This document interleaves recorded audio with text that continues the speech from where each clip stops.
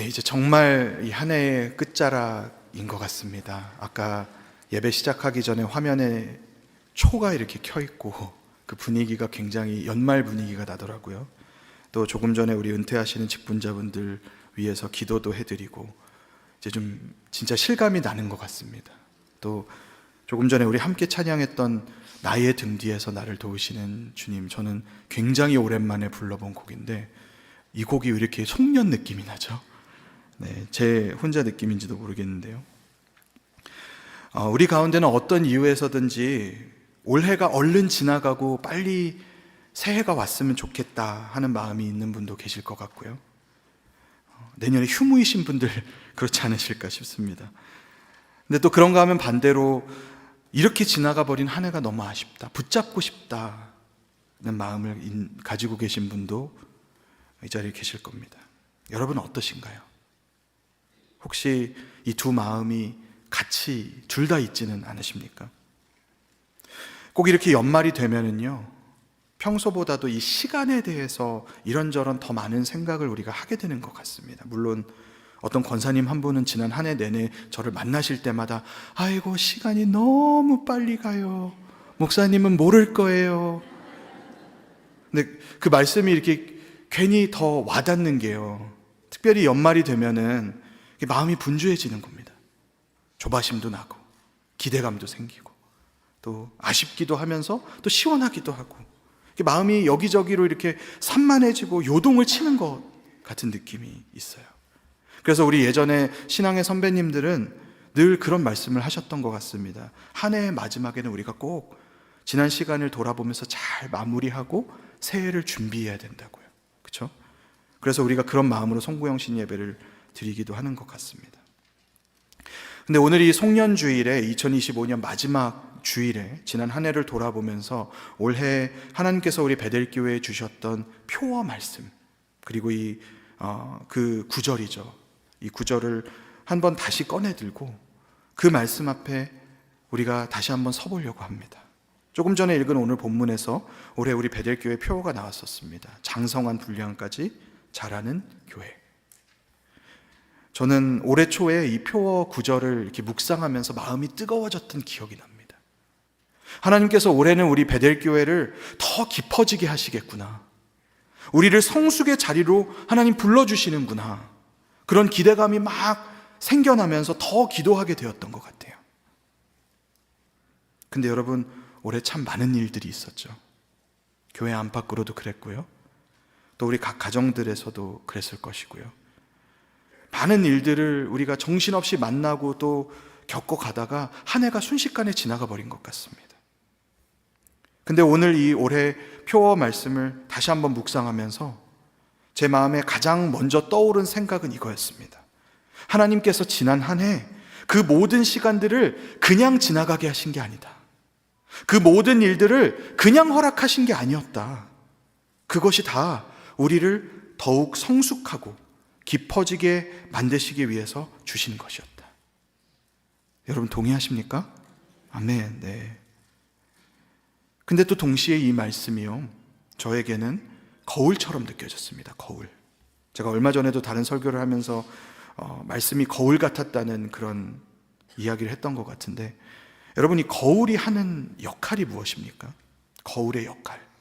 제가 간혹 보다 보면은 어떤 분들은 거울을 이렇게 사용하시는 목적이 좀 다른 것 같아요. 스스로의 빼어난 외모를 자꾸 보기 위해서, 확인하기 위해서 이 거울을 사용하시는 분들이 있는 것 같습니다. 혹시 여러분들 중에 그런 분들이 계시나요? 자신 있게 말씀 못 하시겠죠. 근데 그런 거는 정말 특별한 경우만 그런 것 같아요.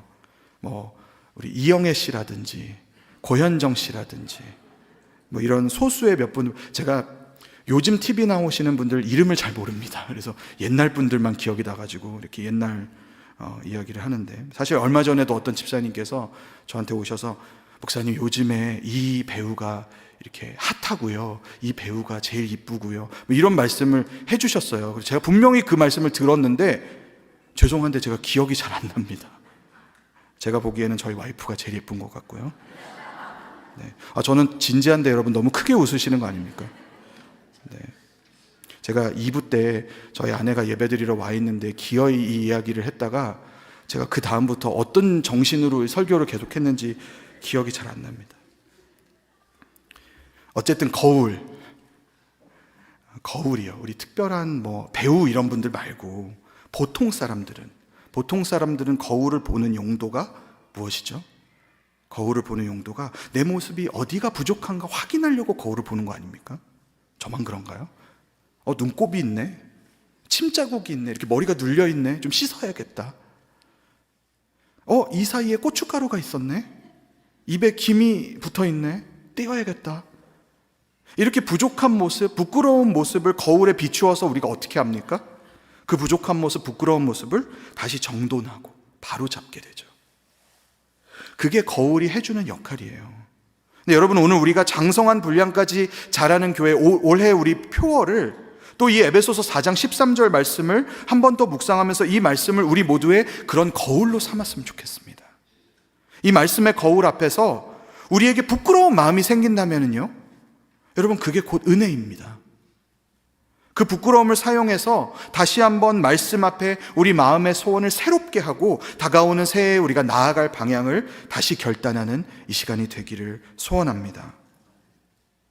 다시 본문을 우리 한 목소리로 좀 천천히 읽어봤으면 좋겠는데요. 네, 에베소서 4장 13절 말씀 다시 한번 읽겠습니다. 시작. 우리가 다 하나님의 아들을 믿는 것과 아는 일에 하나가 되어 온전한 사람을 이루어 그리스도의 장성한 분량이 충만한 데까지 이르리니. 아멘, 아멘. 여러분, 이 말씀이 우리에게 어떤 모습을 비추어 보게 하십니까? 우리가 정말 하나님의 아들을 믿는 것과 아는 일에 하나가 되었는가 비추어 보아야 되겠죠. 또 우리가 온전한 사람을 이루었는가, 지난 1년 동안도 성숙한 공동체로 자라가고 있었는가 비추어 보아야 합니다. 그리고 우리가 그리스도의 장성한 분량이 충만한 대로 그 방향으로 가고 있는가 비추어 봐야죠. 이 한 절 안에도요, 우리가 살펴봐야 될 내용이 참 많습니다. 근데 오늘은 그 중에 이 말씀의 핵심 주제 하나만 다시 곱씹어 왔으면 좋겠어요. 여러분, 1년 내내 들으셨던 이야기인데요, 바로 하나됨에 대한 내용입니다. 하나됨. 이 13절에서 제가 강조하고 싶은 부분이 있습니다. 그건 중간쯤에 온전한 사람을 이룬다라는 말에서 이 온전한 사람이라는 어휘가요, 단수로 쓰여 있다는 점입니다. 단수로. 복수로 온전한 사람들이 아니에요. 단수로 온전한 하나의 사람, 한 명의 사람을 이룬다는 것입니다. 우리가 그리스도의 장성한 분량에 충만한 데까지 자란다, 더욱 성장하고 성숙한다, 너무나 중요한 표대이자 목표인데요, 이것은 그냥 막연하게 이제까지 우리가 배워오고 그동안 익숙했던 우리가 아는 어떤 이 범위 안에서 각자 나름대로 더 하나님을 향해서 열심을 가지고 더 열정을 내면서 전진해 나아가는 것, 개개인으로서의 어떤 영적인 레벨업을 자꾸 이루는 것, 끊임없이 나 자신을 업그레이드하는 것, 그런 이야기를 하고 있는 게 아니라는 것입니다. 바울은 에베소서 4장 말씀에서 반복적으로 단수로 된 표현들을 사용하고 있어요. 몸, 또 사람, 하나됨, 이런 표현들입니다. 13절에만 해도요, 믿는 것과 아는 일에 뭐가 된다? 하나가 된다. 그분의 복음의 진리를 하나 되어서 함께 붙드는 것, 이 하나됨이 여기 나오는 성숙과 성장의 가장 핵심이라는 겁니다, 여러분. 오늘 본문에서 조금 위로 올라가 봐도요, 4장 초반부에 4장 2절 3절에 뭐라고 나와 있습니까? 모든 겸손과 온유로 하고 오래 참음으로 사랑 가운데서 서로 용납하고 평안에 매는 줄로 성령이 하나 되게 하시는 것을 힘써 지키라. 역시 하나됨에 대한 말씀이죠. 특별히 이미 우리가 성령님의 역사로 인해서, 예수님께서 보내주신 성령님의 그 선물로 인해서 이미 하나 되는 복을 누리고 있는데, 근데 뭡니까? 그 성령께서 우리를 하나 되게 하신 것이 그냥 그대로 둘 때 자동적으로 그게 유지되고 지켜지는 게 아니라는 것입니다. 왜요? 우리가 죄인이라서. 그 하나됨을 유지하기 위해서, 그 하나됨을 지키기 위해서 우리가 어떻게 해야 된다? 힘써야 된다. 그렇게 할 때 바로 그 방법을 통해, 그 모습을 통해 하나님께서 우리를 그리스도의 장성한 분량이 충만한 데까지 이르게 하실 것이다. 이 하나됨이 핵심입니다, 여러분. 근데 우리가 이 하나됨을 생각할 때 주의해야 될 게 있어요. 하나 된다는 건 다 똑같이 어떤 획일화된 모습을 가지게 되어야 한다고 말하는 게 아닙니다. 교회 안에 무슨 복제 인간들처럼 목사님하고 똑같이 생긴 사람들이 계속해서 생겨나는 것, 서로 똑같은 의견을 가지고 모든 것에 동의하고 똑같은 취향을 가지고 똑같은 성격과 문화를 가진 모습을 추구하는 것, 그런 하나됨을 성경이 이야기하는 게 아니라는 거예요. 며칠 전에 우리 크리스마스 아침에 너무나 아름다운 음악 예배 드리지 않았습니까? 우리 음악부분들, 우리 지휘자님과 반주자님들과 또 연주자님들, 찬양대분들, 사회로 섬겨주셨던 이용민 목사님과 다 얼마나 정말 정성껏 이 시간을 위해서 준비하셨는지 모릅니다. 그리고 특별히 이번에는 우리 중창단들, 또 유치부에서부터 고등부까지 모든 주일학교의 부서들과 또 한국학교 합창단까지 다 하나씩 그 예배의 순서들을 담당해 주시면서 찬양을 함께 올려드렸습니다. 사실 몇 달 전에 우리 지휘자님께서 저를 부르셔서 이 예배에 대한 계획을 처음 쉐어해 주실 때도요, 제 안에 그때도 감동이 있었거든요.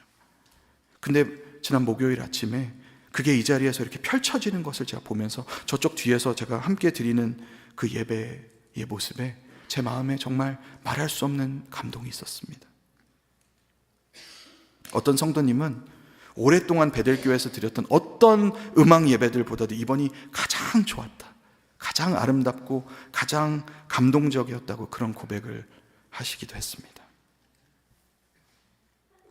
근데 여러분 생각해 보세요. 이 예배의 감동이 더욱 컸던 이유는요, 서로 다른 그 오케스트라의 여러 악기들, 또 서로 다 다른 모습과 다른 목소리들을 가진 아이들과 어른들이 함께 어우러져서 함께 하나가 되어서 그 자리에 참여했기 때문이 아니겠습니까? 서로 다 다른데 그 모두가 한 가지를 공유하면서 그 자리에 함께 했던 거예요. 바로 예수님의 나심을 찬양하는 고백. 그 한 가지를 공유하면서 하나 된 서로 다른 모습들이 그렇게 아름다웠던 것입니다.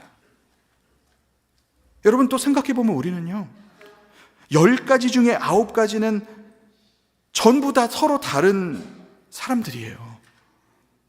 그 중에 딱 한 가지 우리가 공유하고 있기 때문에 이 교회라는 공동체를 이루게 된 것입니다. 그 하나가 무엇입니까? 그건 바로 하나님의 아들을 믿는 것과 아는 것. 예수 그리스도를 믿는 그 신앙, 그 시작점을 공유하고 있는 사람들이 여기 있는 저와 여러분이에요.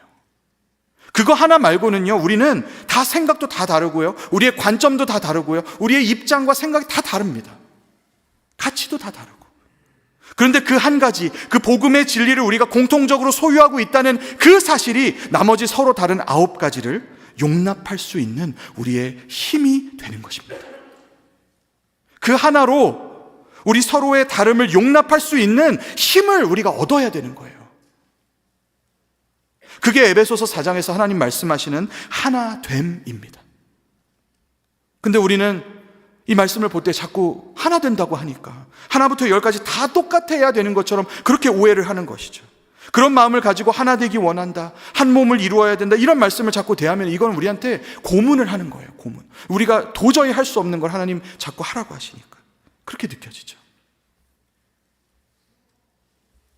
사랑하는 여러분, 우리가 하나님 말씀 따라 하나 되기 위해서요, 예수 그리스도의 복음을 붙드는 것이 우리에게 가장 1번이 되어야 됩니다.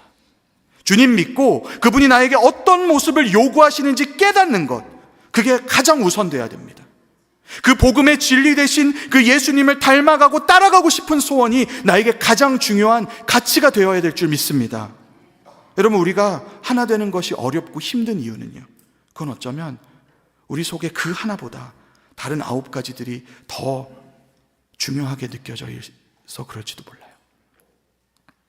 복음의 은혜에 비교했을 때 내 다른 어떤 것도 다 내려놓을 수 있고 다 아무것도 아니라고, 다 포기할 수 있다고 누가 강요하지 않아도 그렇게 우리가 여길 수 있어야 되는데, 그게 안 된 상태에서 우리가 다른 이들을 용납하고 서로 하나 된다는 거예요, 절대 불가능한 일입니다. 여러분, 오늘 말씀의 거울에 비추어 보십시오. 내 속에 주님 그 복음의 은혜를 더 알아가고 그 복음의 참 뜻을 닮아가는 것보다 혹시 내 속에 더 큰 게 있다면 그게 무엇인지 여러분 비추어 보실 수 있기를 간절히 소원합니다. 제가 지난 한 해를 돌아보면서 가장 아쉬운 것 중에 하나가 올해는 예년보다 제가 책을 많이 못 읽었다는 점입니다. 정말 책을 많이 못 읽었더라고요. 몇 주 전에 그런 생각이 갑자기 들어서 제가 책꽂이에 꽂혀있던 눈에 띄는 책을 한 권 꺼내서 읽게 되었는데요. 레리 오스본이라는 목사님이 쓰신 Accidental Pharisees라는 제목의 책이었습니다. Accidental Pharisees. 한국어로 뭐라고 할 수 있을까 제가 궁금해서 구글 번역기에다 넣어봤더니요, 우연한 바리새인들. 아주 정직하게 직역을 해주었습니다. 우연한 바리새인들. 근데 제가 이 책을 읽으면서 조금 더 그 내용에 가까운 한국어 제목을 이렇게 떠올려 봤어요. 뭐냐면요, 어쩌다 보니까 바리새인이 되어 있다. 어쩌다 보니까 바리새인이 되어 있다. 이런 제목입니다. 이 책에요, 놀랍게도 오늘 본문이 말씀하는 성경적인 하나됨에 대해서 아주 중요한 인사이트가 나오는 것을 제가 발견하게 됐습니다. 그 오스본 목사님이 뭐라고 하시냐면요, 단연컨대 우리 누구도 바리새인이 되려고 바리새인이 되지는 않는다. 여러분 이해가 되십니까? 그리스도인들 중에 누구도 처음부터 나는 바리새인처럼 돼야지 그런 마음을 품고 그런 방향으로 가는 사람은 없다는 거예요. 다 누구나 예수 더 잘 믿으려는 선한 열정으로 시작한대요. 그런데 여러분 아시다시피 바리새인들도요, 스스로 누구보다 하나님을 향해서 그 정말 특심을 가지고 철저하게 하나님을 사랑하고 섬기려고 애쓴 사람들이잖아요. 근데 그들이 어쩌다가 예수님께 책망받는 그런 무리가 되었습니까? 이 책이 지적하는 부분은 놀랍게도 그 바리새인들이 가지고 있었던 타인을 향한 마음, 다른 사람들을 향한 그 바리새인들이 가진 시선이 그 원인이었다고 그렇게 말합니다. 그러면서 오늘 우리 크리스천들도 어떤 때 나에게 이런 바리새인 같은 모습이 나타나는지 점검해 볼 수 있는 그 목록이 책에 있어요. 제가 그 중에 몇 가지만 좀 읽어드리겠습니다. 1번, 복음의 은혜보다 나의 기준으로 공동체를 움직이고 싶을 때, 주님께 받은 그 은혜보다, 그 구원보다 나한테 더 중요한 판단의 기준이 있는 거예요. 근데 왜 다른 사람들은 이거 너무 중요한 건데 왜 이거를 몰라주지? 왜 다른 사람들이 이 중요한 거를 왜 못 보는 거지? 이렇게 답답해하는 마음인 것입니다. 2번, 다른 사람을 품어주기보다 걸러내고 밀어내기가 더 중요해질 때, 저 사람은 이러이러해서 내가 같이 부대끼고 싶지 않아. 저 사람하고 너무 가까이 있으면 내가 불편해. 내가 귀찮아. 내가 피곤해. 내 이 바운더리 안에는 절대 못 들어오게 할 거야. 그런 마음인 거예요. 3번, 성경 밖의 규칙을 더 얹어서 남을 재단하며 그 사람에 대한 경멸이 깊어질 때, 어떻게 저 사람은 이렇게 기본적인 생각도 안 가지고 있지? 아니면은 어떻게 저 사람은 그런 생각을 도대체 할 수가 있지? 자꾸 이런 마음이 들면서 그 사람이 미워지고 싫어지는 겁니다. 그리고 4번, 이 모든 거를 종합하는 말이에요. 나도 모르는 사이에 바리새인처럼 되어버린 그리스도인에게는 gift projection이라는 모습이 나타난다고 합니다. gift projection, 은사 강요. 은사 강요가 무슨 말이냐면요, 내가 잘하는 거 있잖아요. 내가 잘하는 거, 내가 자신 있는 거, 내가 선호하는 것, 그게 나한테는 이렇게 크게 보여도 사실은 여러 가지 선한 은사들 중에 하나일 뿐이거든요. 그걸 내가 인정해야 되는데 그걸 못하고 이게 가장 중요하다고, 이게 정답이라고, 내가 중요하게 여기는 거, 이거를 교회 다른 사람들도 다 가장 최우선으로 생각해야 된다, 그렇게 생각하는 마음입니다. 여러분, 이 목록에 혹시라도 여러분의 생각과 닮아 있는 모습이 있습니까? 앞서 말씀드린 것처럼 다른 이들을 향한 이런 나의 삐뚤어진 생각이요, 나를 어느새 나도 모르는 사이에 예수님이 기뻐하시지 않는 바리새인으로 만드는 것뿐만 아니라요, 하나님께서 교회를 성숙하게 만드시는데 꼭 필요한 우리의 그 하나됨, 하나 되는 일을 방해하더라는 것입니다. 사랑하는 여러분, 오늘 여러분의 마음을 성령님께서 조명해 주시기를 구하기 바랍니다. 그리고 깨닫게 하시는, 주님 기뻐하시지 않는 바리새인과 같은 모습이 혹시 내 속에 있다면요, 그 모습들을 담대하게 버리고 다시 한번 그 자리를 주님 기뻐하시는 모습으로 채워주시도록 그렇게 구하시는 여러분 믿음 되시길 축원합니다. 내가 평생 어쩌면 나 자신을 보호하기 위해서라도 이렇게 세워놓았던 신앙의 모습들보다도요, 주님 기뻐하시는 그 모습을 취하는 것이 나에게 훨씬 가치 있는 선택이고 더욱 큰 유익이라는 거 여러분 기억하실 수 있기 원합니다. 며칠 전에 있었던 일 하나만 나누고 말씀을 마치려고 해요. 제가 매년 추수감사절이 지나고 나면 그 다음 날부터 12월 31일 연말까지 제가 듣는 모든 음악을 크리스마스 캐롤로 다 바꿉니다. 뭐 집에서든 차에서든 제가 캐롤을 굉장히 좋아해요. 그래서 한 달이 좀 넘는 이 기간 동안 저는 캐롤만 듣습니다. 근데 며칠 전에 차에서 틀어놓은 크리스천 라디오 채널에 익숙한 이 찬송가 캐롤이 흘러나오는 거예요. 참 반가운 성도요. 여러분 잘 아시죠? Oh come all ye faithful, 이 곡이 흘러나오길래 제가 이렇게 목소리를 가다듬고 그걸 이렇게 자신 있게 따라 부르기 시작했어요. 근데 뭔가 이상한 거예요. 가사가 자꾸 틀려요. 그래서 분명히 제가 이거를 너무 익숙하게 외우고 있는 곡인데 자꾸 그 라디오에서 나오는 곡이랑 안 맞는 겁니다. 그래서 이게 왜 이러지? 그러면서 다시 들어보니까 이 곡이 그 찬송가의 똑같은 멜로디 위에다가 가사를 조금 바꾼 다른 노래였던 것입니다. 굉장히 흥미롭더라고요. 가만히 제가 듣다 보니까요, 이런 가사였어요. Come you unfaithful, come all you unworthy, oh come you with nothing to offer him. 신실하지 않은 너희들아, 자격 없는 너희들아, 그분께 드릴 것이 아무것도 없는 너희들아, 다 이리 와라. 여러분 눈치채셨겠지만 이 가사는요, 참 반가운 성도여 찬송가의 가사의 내용과 완전히 반대되는 그런 내용입니다. 원래 찬송가는 Come all ye faithful, 너희 모든 성도들아, 직역하면 너희 모든 신실한 자들아, 이렇게 부르는 가사거든요. 근데 그거하고 정반대로 신실하지 않은 너희들아, 자격 없는 너희들아, 가진 것이 없는 너희들아, 다 나와라. 근데 거기 이어지는 후렴 가사가요, Rejoice, He came for you. Rejoice, He came for you. 기뻐하라, 너를 위해 그분이 오셨다는 겁니다. 신실하지 않은 너를 위해서, 의롭지 않은 너를 위해서, 모나고 연약한 너를 위해서, 가난하고 고통받는 너를 위해서, 죄인인 너를 위해서, 그런 너를 위해서 주님이 오셨다. 기뻐해라. 여러분 이 노래가 저한테 큰 충격을 주었는데요, 동시에 그런 생각을 하게 됐습니다. 이게 진짜 크리스마스 캐롤에 담겨야 될 메시지다. 이게 진짜 주님 오신 이유죠, 여러분. 신실한 자들을 위해서가 아니잖아요. 신실하지 않은 우리를 위해서, 자격 있는 드릴 것이 많은 그런 사람들을 위해서가 아니라 아무것도 없는 우리들을 위해서, 죄 많은 우리들을 위해서, 또 기뻐할 이유가 없는 우리들을 위해서, 참 기쁨의 그 제목이 되어주시기 위해서 주님 그래서 이 땅에 오신 것이 크리스마스의 이야기이고 그분의 구원의 메시지이고 그분의 구속 메시지 아닙니까? 그게 복음 아닙니까, 여러분?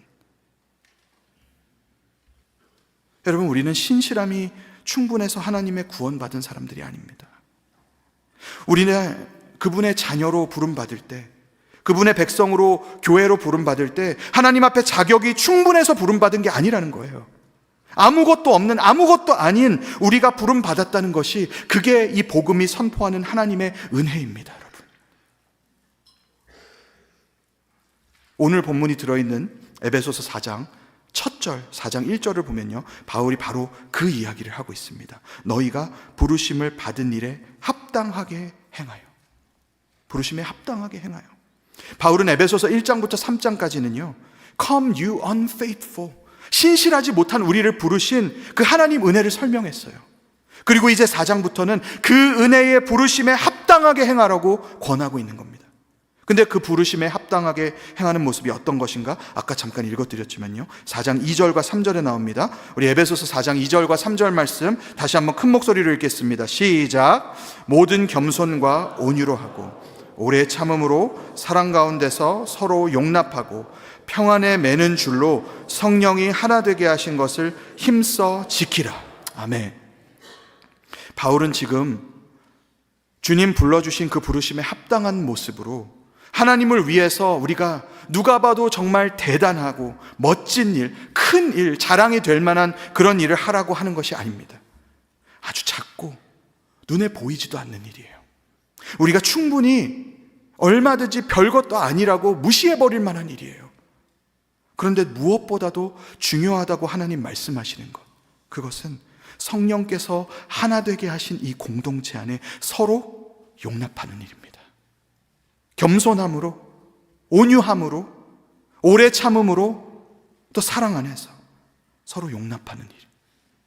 그리고 평안에 매는 줄로 성령께서 하나 되게 하신 것을 다시 한번 어떻게 하라고요? 힘써 지키는 것. 그것이 우리 자격 없는 이들을 자녀로 부르신, 교회로 부르신 하나님의 부르심에 합당히 행하는 것인 줄 믿습니다. 여러분, 우리가 얼마 전에 수요 예배 로마서 말씀을 묵상하면서도 다시 한번 기억해 보았지 않았습니까? 우리 모두는 하나님 사랑에 빚진 자들입니다. 그 은혜에 빚진 자들이에요. 그 사실을 잊지 않는 우리가 되어야 할 줄 믿습니다. 그걸 잊어버리는 순간 우리는 accidental Pharisee가 되어 있습니다. 나도 모르는 사이에 금방 바리새인이 되어 있습니다. 그러나 우리가 다시 한번 그 은혜를 깨닫고 빨리 제자리로 돌아가야 됩니다. 겸손과 온유로, 오래 참음과 사랑 가운데 서로를 용납하며 하나 되는 한 사람을 이루는 대로 뒤도 돌아보지 말고 우리가 그 자리로 돌아가야 합니다. 바로 그 자리에서 우리 주님은 여전히 부족한 우리를 사용하셔서 그분의 임재로, 또 그분의 탁월함으로, 그분의 능력과 사랑으로 우리 교회를 충만하게 채우실 것입니다.